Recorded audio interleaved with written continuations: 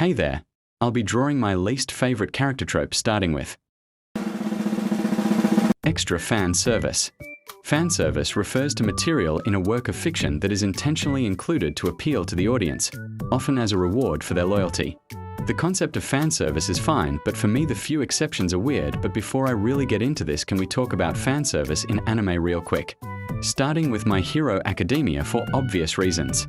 My Hero Academia has such a good plot and would have easily been one of the best animes if the author didn't have a certain fetish he made clear. I still don't get why someone would take the time to portray essay so well then use it as a punchline for fan services. Like, what's funny? I'm focusing on gender-bent fan art sexualization, which always makes me cringe.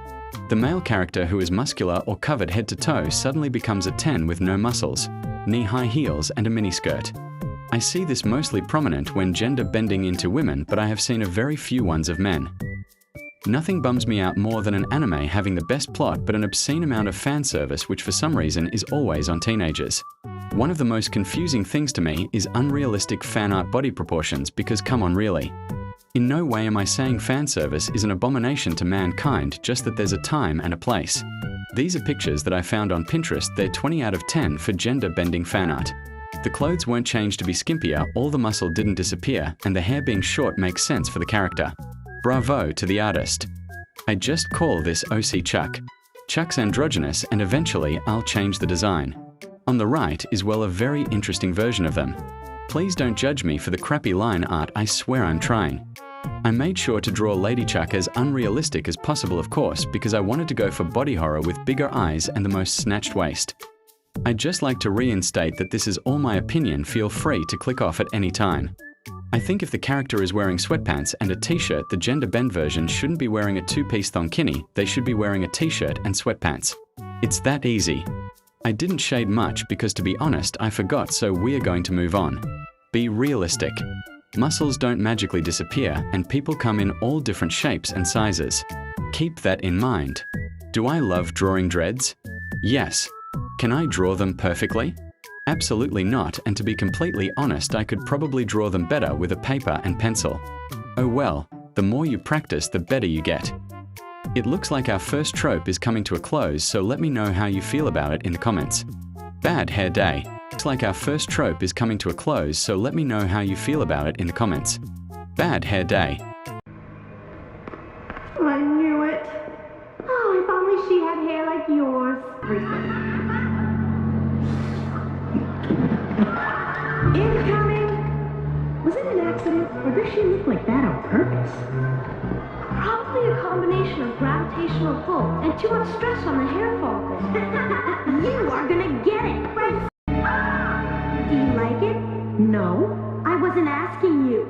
Well, it's alive! Pretend you don't see them. What do you mean you can't play?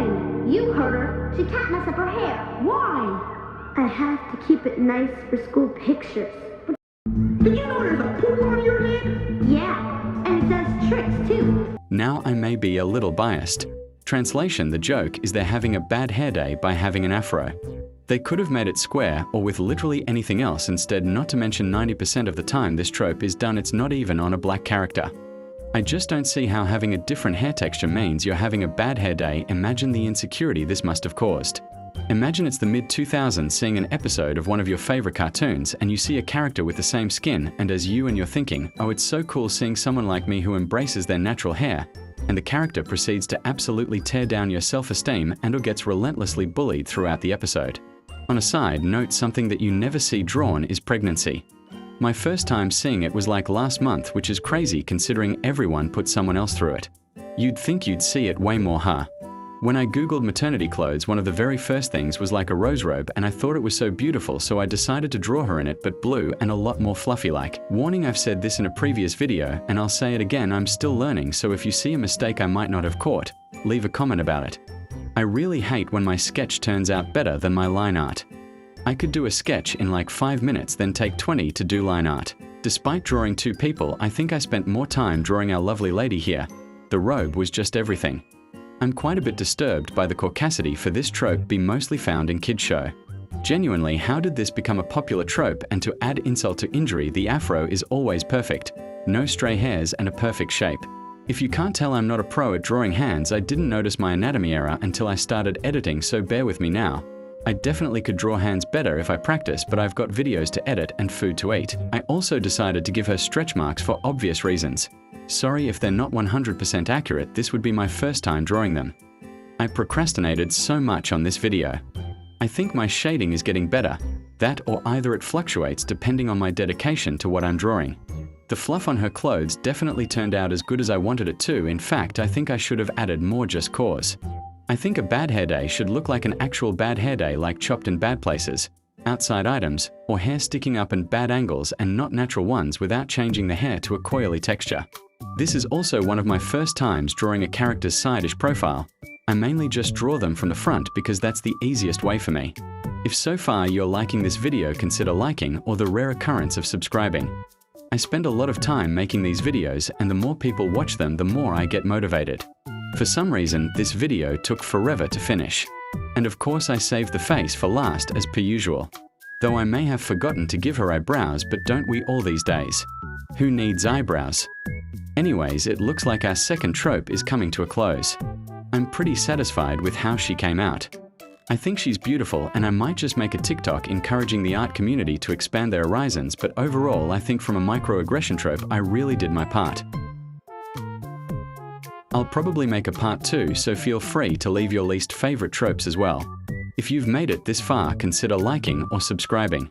Also, I'm looking for a voice actor, but I work minimum wage and have less than 1K subscribers, so you're getting a lot of technically free art commissions. Disclaimer: once again, this is all my opinion, and feel free to respectfully leave yours in comments.